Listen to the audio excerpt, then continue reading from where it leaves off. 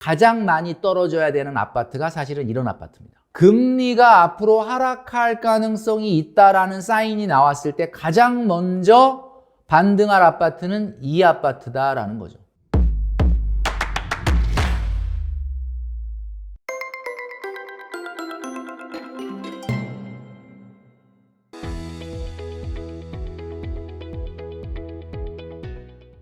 네, 여러분 안녕하십니까. 돈으로 혼줄 내는 남자 돈줄남 김경필입니다. 오늘 이 시간에는 2023년도 연말쯤 되면 먼저 회복세로 들어갈 아파트 과연 무엇인지, 2023년 연말이 되더라도 여전히 24년까지 계속해서 주구장창 하락할 수밖에 없는, 정말 폭락을 면하지 못할 수도 있는 그런 아파트는 어떤 아파트인지에 대해서 말씀드릴 테니까요. 영상 끝까지 시청해 주시면 좋겠습니다.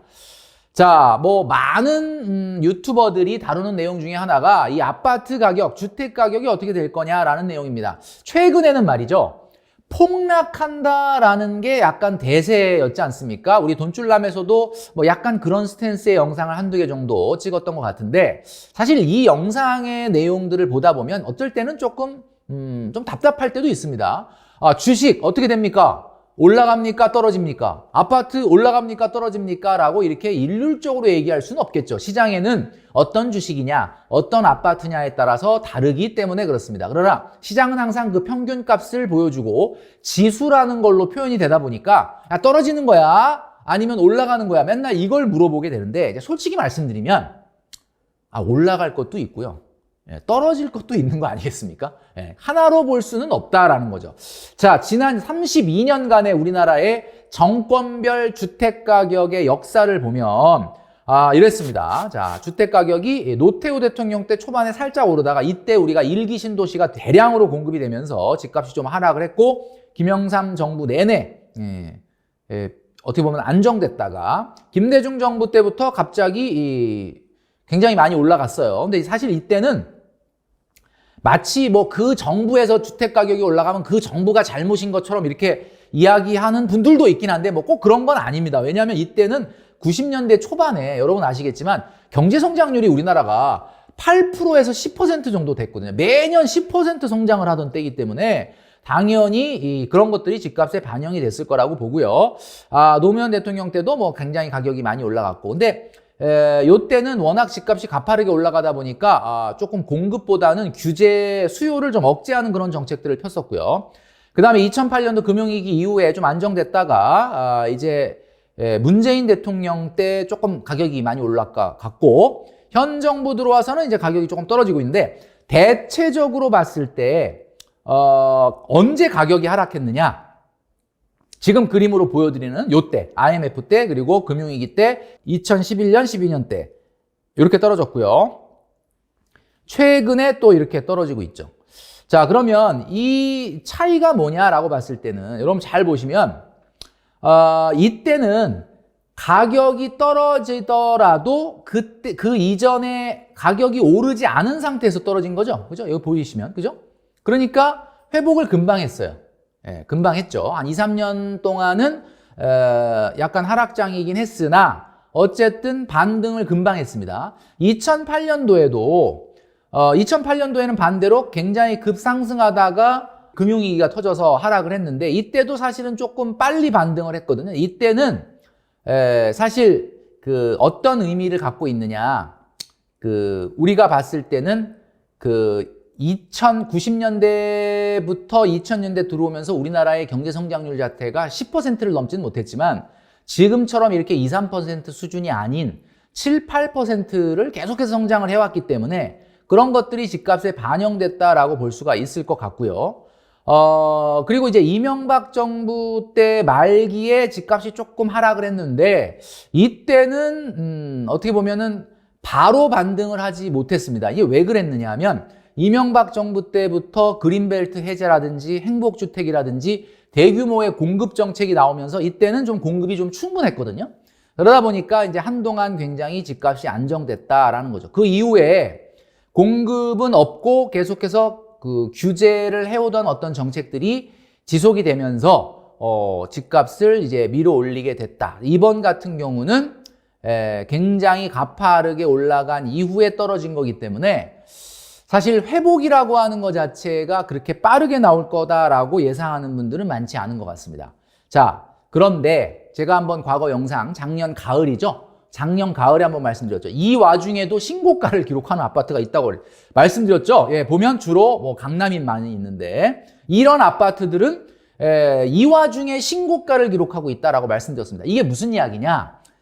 지금 주택 시장을 일률적으로 놓고 봤을 때 그냥 평균적으로 실거래가가 무조건 하락한다라고 얘기할 수는 없습니다.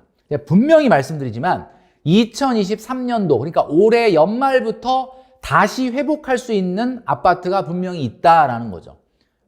반면에 23년, 24년, 25년 가도록 가격이 회복되지 못할 아파트도 있을 것 같은데 그 내용은 어떤 것인지를 지금부터 한번 살펴보도록 하겠습니다.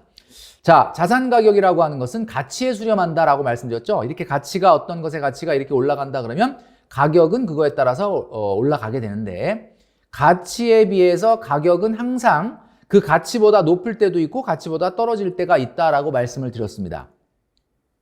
그러니까 한마디로 집값은 단기적인 변수는 금리, 공급량, 경기 변동에 영향을 받습니다. 자, 그러면 지금은 집값이 하락하는 국면이지 않습니까? 지금 장기적인 변수에 영향을 받는 게 아니라 주택시장은 단기적인 영향을 받고 있거든요. 단기적 변수. 단기적 변수 뭐예요? 금리. 높죠? 예. 집값에는 뭐 이게 아주 안 좋은 영향을 주니까. 공급량.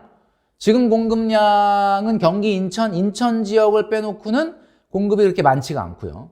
경기 변동. 현재는 경기의 저점을 지나고 있다고 보기가 어려울 정도로 현재는 둔화해서 침체로 떨어지고 있죠.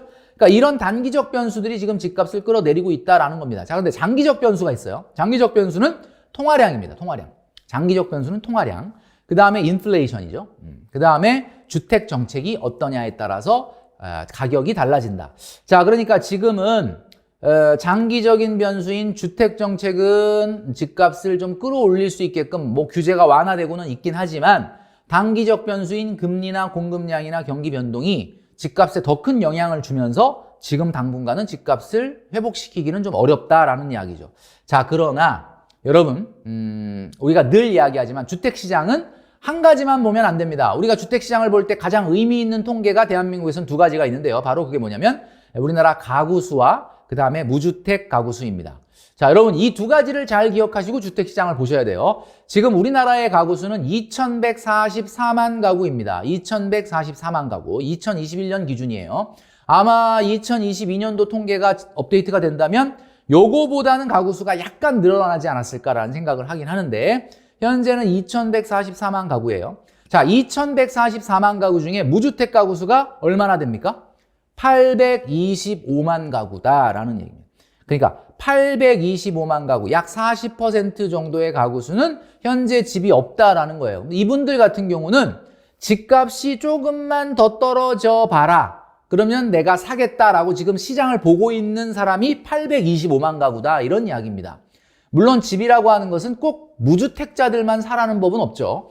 1주택자든 2주택자들도 시장 상황이 바뀌게 되면은 3주택이나 2주택이 되기 위해서 집을 사겠다는 사람이 있을 수는 있습니다. 자, 그렇다면 주택시장이 누가 노려보고 있느냐? 825만 가구가 노려보고 있다라는 거죠.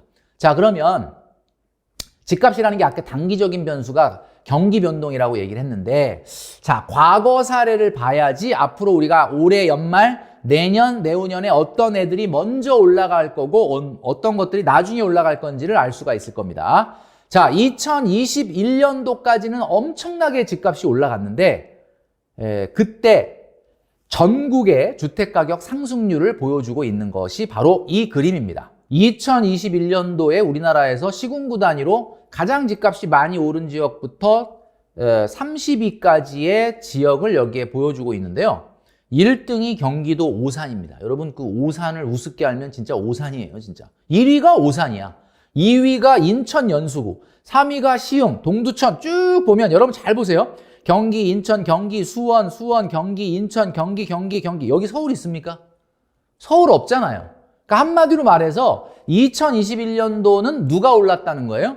바로 경기도의 또 그중에서 인천의 외곽 지역이 올랐다라는 이야기입니다. 서울만 보더라도 서울의 1등이 노원구, 도봉구, 강서구예요.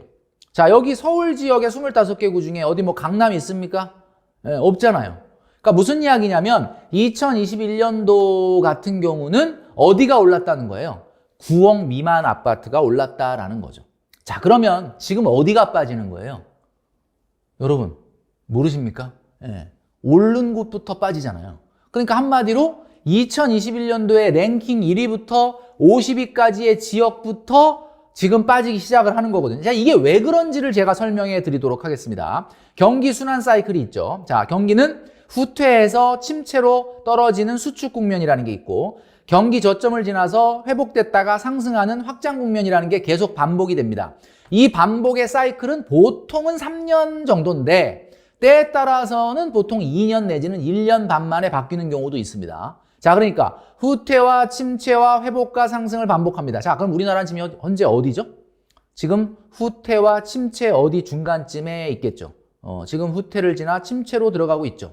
이런 어떤 지금 상황이다라는 겁니다. 자, 그럼 언젠가는 경기의 저점을 지나서 언젠가는 지금보다는 좋아지는 회복이 나타나게 될 텐데, 그렇다면 지금은 수축 국면이다라는 겁니다. 자, 그런데 여러분 잘 보시기 바랍니다. 언제 9억 미만 아파트가 올라가느냐, 양극화가 축소되느냐, 회복되거나 상승될 때 올라가고요. 그 다음에 언제 양극화가 벌어지느냐, 그러니까 한마디로 언제 9억 미만 아파트가 떨어지느냐, 그러면 후퇴와 침체가 될 때 떨어집니다. 자, 그러니까 양극화가 축소된다는 거는 한마디로 말하면 주식 같은 경우는 경기가 회복되기 시작할 즈음부터 올라요. 그러니까 주식이라는 거는 항상 경기에 6개월에서 10개월 정도 선행을 하기 때문에, 그 다음에 언제 떨어지느냐, 상승의 마지막 부분에서 하락을 하기 시작합니다. 항상 선행을 하니까.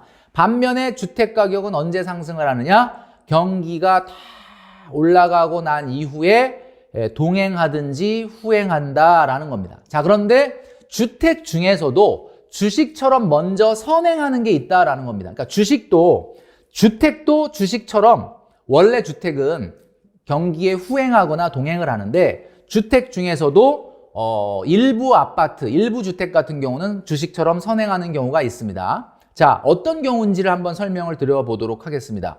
양극화가 축소가 된다라는 이야기는 갭이 작은 지역의 아파트가 상승을 합니다. 갭이 작은 지역의 아파트가 뭐죠? 갭이 작은 아파트가 뭐예요? 그게 바로 9억 미만 아파트입니다. 9억 미만 아파트, 중저가 아파트. 그 다음에 양극화 확대, 뭐냐면 갭이 큰 지역의 주택 가격이 상승하는 것이 바로 수축 국면에서 일어나는 일이다라는 겁니다. 자, 그러니까 무슨 이야기냐? 주택이라고 해서 똑같이 올라가고 똑같이 떨어지는 게 아니라, 제가 과거 영상을 통해서 한번 말씀드렸죠. 대체적으로 이 집값이 어느 정도 회복세에 들어가려면 최소한 주택 구입 부담 지수가 150 이하 정도로 떨어져야 되기 때문에 아마 2024년 지나 2025년은 돼야 한 번 정도 그런 가능성이 생기지 않을까라고 말씀드렸지만, 그거는 일반적인 내용이 그렇고요. 오늘 말씀드릴 내용은 가장 먼저 튀어나갈 아파트 같은 경우는, 갭이 큰 지역의 아파트 같은 경우는 먼저 경기에 선행하기 때문에 2023년도 말부터도 회복세로 돌아설 가능성이 있다라는 부분을 조심스럽게 말씀드리는 겁니다. 자, 예를 들어 볼게요. 정리해보면, 자, 20억짜리 아파트가 있습니다, 여러분. 20억짜리 아파트. 20억짜리 아파트는 전세가가 얼마죠? 20억짜리 아파트는 전세가가 9억입니다. 그러니까 한마디로 말해서 갭이 11억이나 된다라는 거죠. 와, 그럼 집값이 20억인데 전세가는 9억밖에 안 해. 그럼 갭이 11억이나 된다면 전세가율은 45%밖에 안 됩니다. 여러분, 주로 서울의 강남 같은 경우는요, 아시겠지만 갭이 전세가율이 40%가 안 되는 데도 있습니다. 45%밖에 안 돼요. 그러니까 이런 지역 같은 경우는 갭이 엄청나게 큰 아파트죠. 그 다음에 가격이 이제 한 13억대 정도 되는 아파트, 서울에. 이런 데는 전세가가 한 8억 정도 됩니다. 그렇게 되면은 갭은 얼마죠? 갭은 5억이죠. 그러면 전세가율은 얼마예요? 62% 정도 됩니다. 근데 반면에 상대적으로 조금 저렴한 9억 미만 아파트, 8억짜리 아파트, 여기는 전세가가 얼마입니까? 여기는 전세가가 6억이에요. 그러니까 갭이 2억밖에 안 돼요. 그럼 이런 데는 전세가율이 얼마입니까? 75%. 자, 이 그림을 한번 놓고 여러분 잘 생각해 보십시오.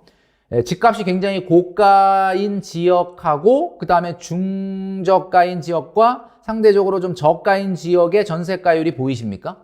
전세가율이 비싼 지역으로 갈수록 전세가율이 낮고 갭이 커지는 걸 알 수가 있고, 작은 지역으로 갈수록, 집값 전체 금액이 작은 지역으로 갈수록 갭이 작아지는 걸 알 수가 있죠. 자, 이 갭이라고 하는 부분이 여러분 뭐냐?